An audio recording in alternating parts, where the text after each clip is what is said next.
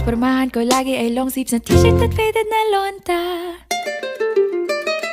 Pero nung makilala kita, nagbagong bigla ang aking timpla. Natutuwa ko na magpariban at mag-ahit ng kilay at least once a month. Hindi ko alam kung anong meron ka na sa akin ay nagpalambot ng bigla. Sinong mag-aakalang lalaki pala ang bibihag sa tulad kong tigreng gala.